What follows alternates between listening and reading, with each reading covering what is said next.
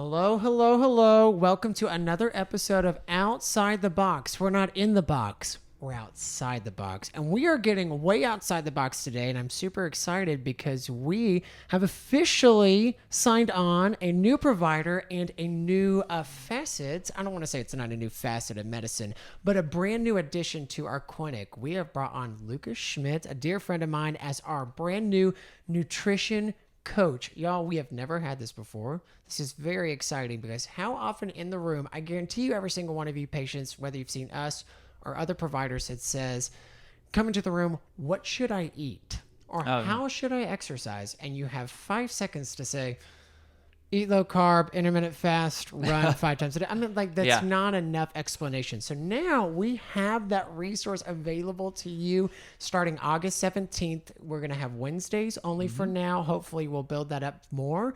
But you can go ahead and book. Doesn't matter where you are within our clinics too. Or if you're not even our patient and you'd like to be a new patient, you can start off with Lucas. So welcome. You can hear the applause, the thundering applause for Lucas Schmidt, our nutrition coach. So I just want to give today we're just going to talk a little bit about what a nutrition coach does, what our scope of practice is. It's a little bit different too because he's a nutrition coach in a medically supervised office, which is a little bit different. And then we're going to talk about basically why and how you come see Lucas. So tell us first off, welcome. Like, look at your PM shirt. Oh, like, yes. Snatched. This is official.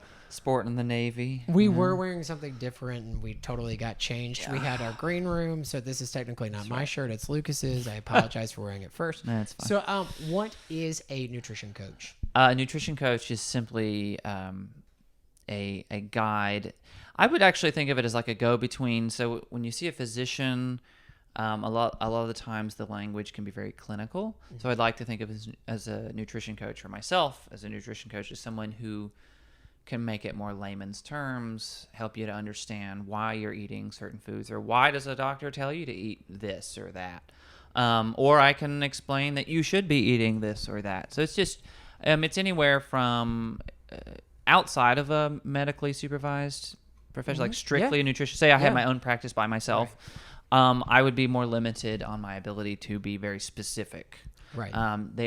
So if you were to look at my licenses through NASM, National Academy of Sports Medicine, their guidelines and their scope of practice says, as a nutrition coach, you're allowed to offer general guidance. It's all very gray area, vague. Right. And that's almost their way. Recommendations instead of prescribe. Correct. Okay. And you strictly can't prescribe in that setting. Right. Now, if you're supervised medically, like we are here, right. I have some more liberties that I can take because the research is the same. Right. A dietitian, that title, I do not have that title. Right. You have to have a master's degree at minimum, right, in nutrition science. So they're obviously, going to be more expertise than myself, but the study is generally very similar. The background, nutrition, body chemistry, digestion, the Krebs cycle, all that stuff, all that chemistry, fun stuff. I can't even just nightmares from those days in biochemistry. I do say, but I went through it's the National Academy of Sports Medicine. It's accredited source, and there's certification progress to become a nutrition coach, personal trainer. Yep. They also too really tout that nutrition coaches stay on top of the trends. That's where I feel like the real difference is, and especially the difference with you, just knowing you and knowing your interest level outside of this. Yeah, you would be researching this even if you did not have that certification. Oh yeah. So that's I think the big kicker is that Lucas and nutrition coaches like him stay up to date. Just like performance medicine likes to stay up to date on new trends in medicine. Sometimes when you get I know plenty of great dietitians, registered dietitians, and nutritionists that are awesome. The ones that are good stay up on the trends. And I think nutrition coaching is huge for that. Yeah, you have to really, I think, science is always changing in research and so it's very important to be, even sometimes, not that you would take a fringe study and just apply, but it's still important to look, this is where we're exploring now, and let's see if that goes anywhere. Right? There's one doctor that's doing this. Let's see if in a year or two there's 20 doctors, there's 1,000, 50,000, whatever. And so, that's how a lot of practice happens. I mean, somebody It's has to discover it. practice too. Yeah. And two, I would say with nutrition, everybody has a different opinion. Everybody. Oh, It is it's- so, you can find one person who says keto is the best thing that's ever happened. Everybody should do keto. The next person will say keto is going to ruin you. There's Oh, so yeah. many different opinions. Well, the research is difficult. It's Right. because everybody's body chemistry is different. So That's- it's virtually impossible to do a scientific foolproof study, Yes. even double blind, which is like the gold standard. Even those, it's and a good scientist would admit that. They'd say this is like within a margin of error. So that's why nutrition is so hotly debated. Right. Because it's hard to tell somebody who's on keto and who feels great, whose autoimmune symptoms have vanished, that they're doing the wrong thing. Like, Right. I would Something imagine something's working. something's working. Something's working. You can tell me that the American Heart Association says it's a nightmare all you want, but my heart's great, my blood works great, and my autoimmune condition is not driving me insane. So I wouldn't argue. And your gut health. Yeah. I feel like gut health is the point is that nutrition, just like medicine, has to be tailored. And I feel like that's where nutrition coaching, and I like Yeah. the term coaching, is because you can help people. I've already had my session with Lucas. I'm a tough case. Yeah. Okay? I'm a tough case. Not too bad. So people come into you with different goals. So too, I feel like it's going to be nice for our viewers, our listeners, to know why do they come see you and how. So what are some typical examples of people who would come see you? So the most basic example I can think of is if they're already a patient of yours and you're like, hey, it's looking like we have some bad reactions to foods and I'm seeing some iffy markers and I think you could use the X type of diet. Let's experiment with that. Now let me send you to Lucas who can help you navigate that diet. Because most diet plans or eating styles have rules and, yes, no list. yes, no rules. list. It's Yeah. a lot of yes, no lists. And some people don't care why, but some people do care why. Well, why can't I eat peanuts? Right. I'm not allergic to them. Why can't I eat them?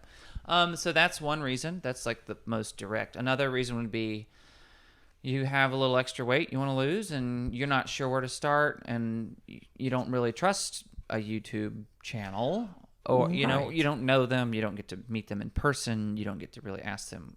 You can ask questions, but whether they'll get answered. Or how to stay accountable. Yeah. How to stay accountable is huge too. Right. To go through. So first time consultations are an hour long. An hour long consult is awesome. You get to go over A to literally Z. Yeah. I got schooled in nutrition in our first consult, just totally schooled. But so people will come in for weight loss. People will come in to say, how do I always recommended to have a autoimmune plan or a Dr. Gundry protocol, Yeah. or like how do I navigate that? What is my what people I ended up with a grocery list. So Yeah. so what are some things that people might end up with? Grocery lists and plans and goals. Yeah. I mean, most commonly, I'm trying to predict, but most often it's, I don't know what to buy at the grocery store. That's one of the huge. So what I find is helpful is some people don't necessarily need a literal, you must buy a bag of potatoes, a bag of what I gave you and what generally might be better is I give categories. Like Right. you can eat X amount from this category, X amount from that category, fats, carbs, protein, types of, and so that's my general rule of thumb. That's something they'll leave with. They'll leave with a very specific and reasonable goal sheet with times and dates. That's what we did with you.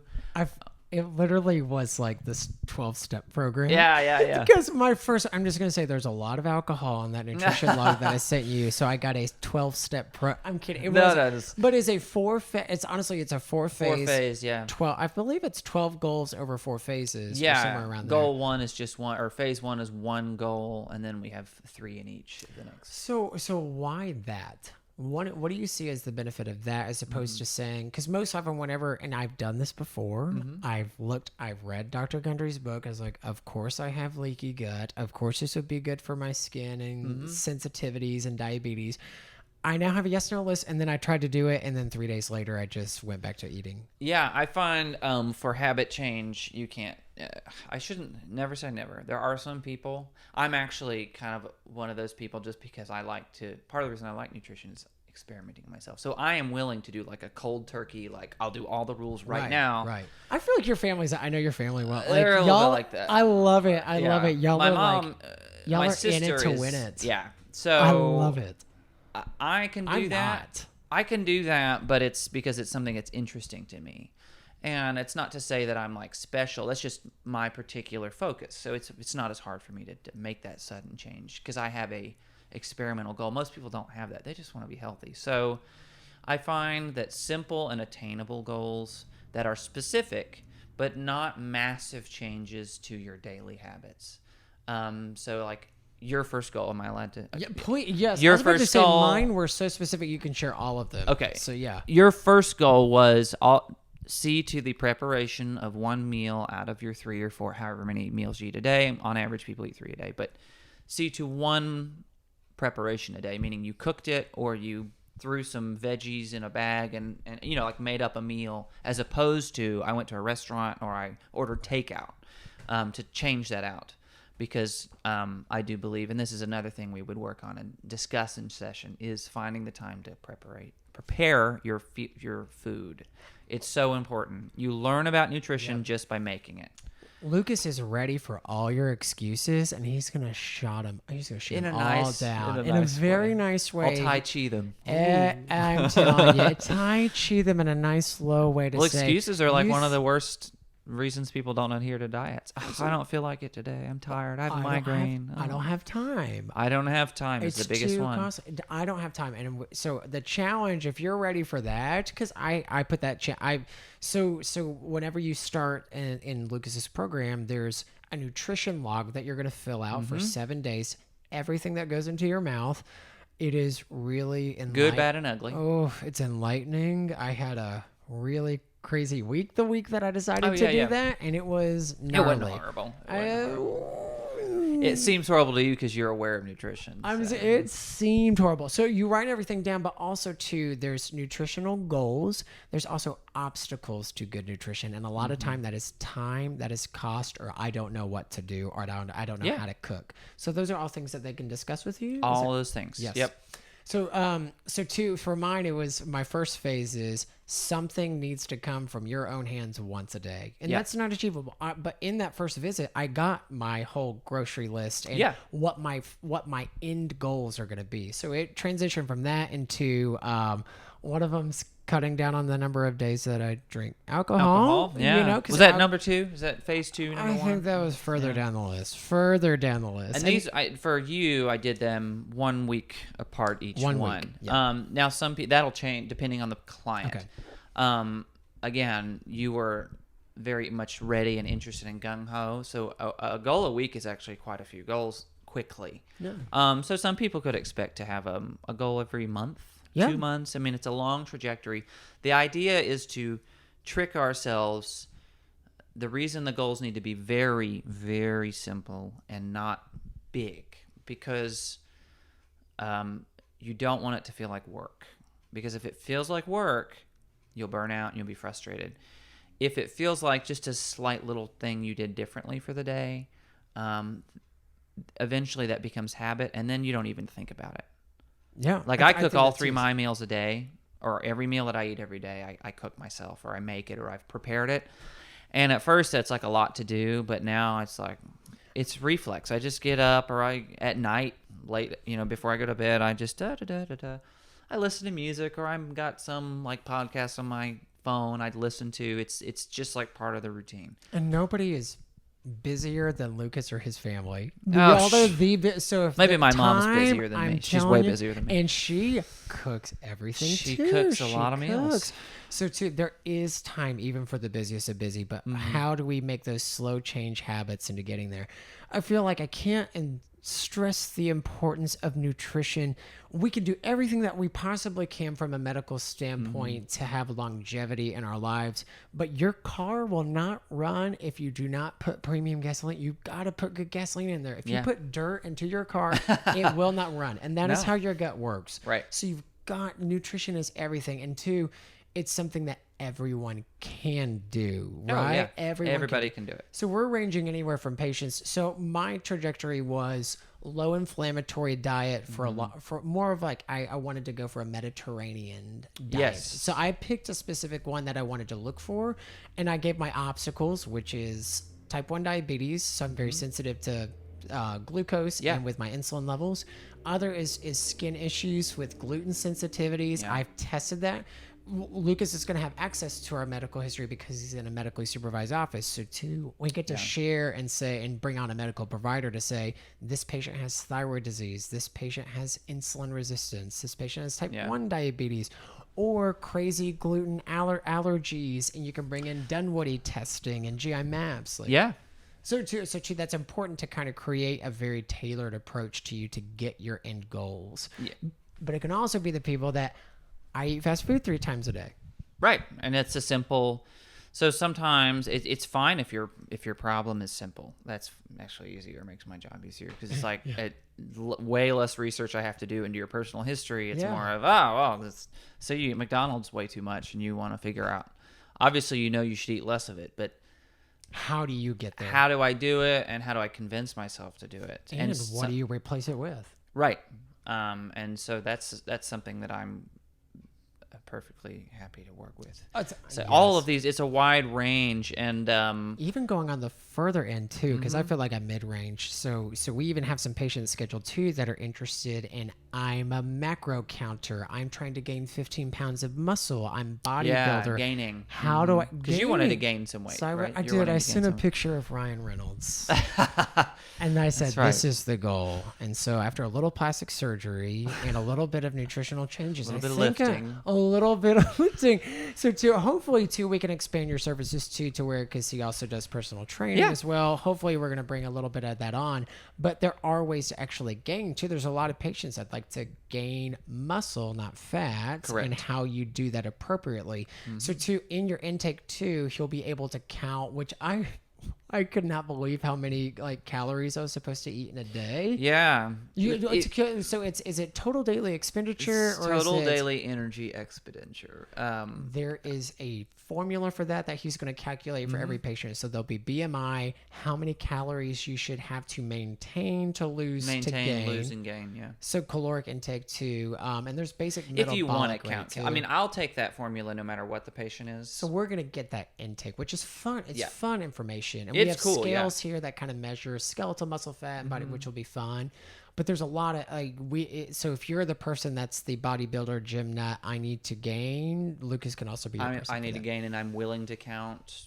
We'll go into that. Most people, it's fine. I don't want anybody to be intimidated by the number. I'm going to have the number no matter what. It's just for me. Yeah. Because it just helps me. It helps me build the skeleton of their plan. But yeah, whether you like, I don't want to know, I just want to know what to eat and I don't care why, then fine. Or I want to gain a bunch of muscle and I don't know how to make that happen, and we can do that too. What I think is fun is that like I think this is in it for the long haul too, because I find that a lot of our patient profile, but just a lot of people out there too, also have to cook for other people. So I find that too, when one person goes on the HCG diet, which has a very specific nutrition plan that comes with it, it's like it's easier to go in it with a partner. So it's like, how, like, do you find that? Yeah, because I have 2 patients that I feel like are going to be perfect for that. It's like their partners are very picky eaters. Oh yeah. So we asked. So part of the intake is any food aversions too. Right. Can you tell us a little bit about food like I asked you, just basically, are there any foods you absolutely hate? It's a tomato. It's a tomato. Like raw tomatoes, like right? Raw tomatoes. Love everything a tomato makes. Hate the tomato. Yeah. And you want to know that it's important because I don't. My goal is not to eat a tomato. Correct. That's like it makes me. I don't like it. I don't like beets. I think they taste like dirt. I love beets. And if a doctor said you need to eat 16 beets a day, I'd say I guess I'm gonna just keep high blood pressure because I'm not eating them. Right. So, but a lot of people won't say no to a doctor or their whoever, their provider, because it's intimidating to kind of go, I'm not comfortable eating that, or I don't like that. There's a lot of patients that's why people get put on prescriptions all the time. It's the doctor says, you're gonna take this. Nobody ever says, well, no, Some people don't say why.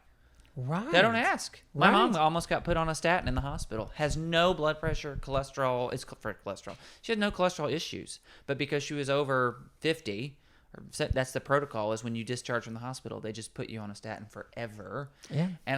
And she didn't ask.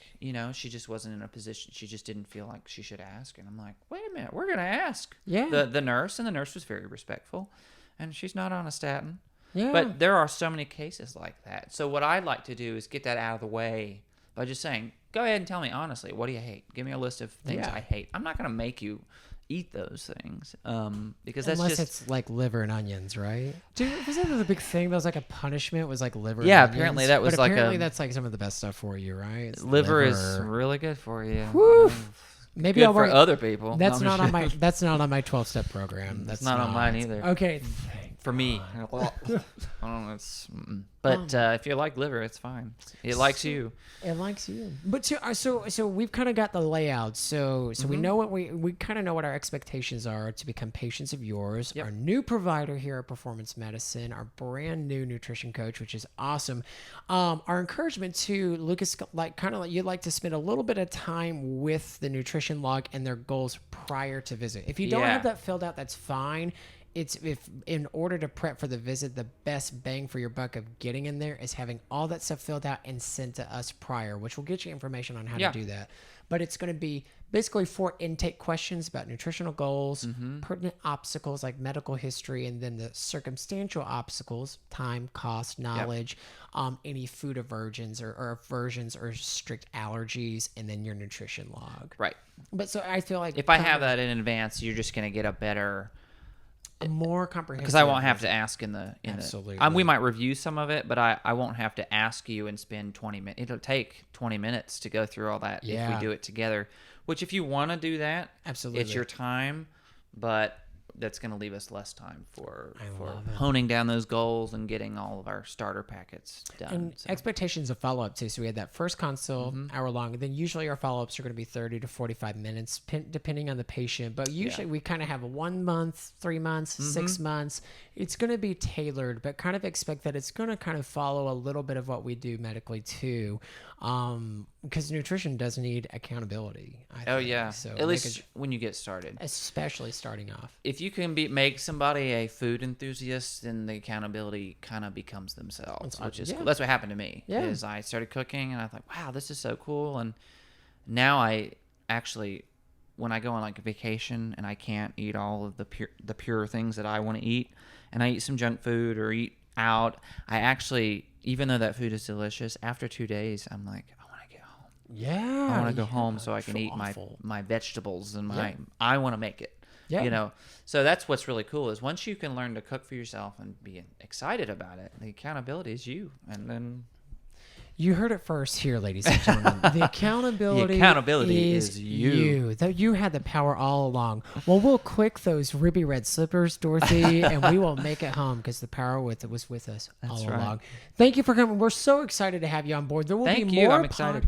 There's going to be more podcasts too. Lucas is going to do some cooking demos on this podcast. We're going to actually probably go into the grocery store and look up different stuff. Grocery store, how to shop, how to read nutrition labels. This is exciting. So I'm excited too. I'm looking forward to it.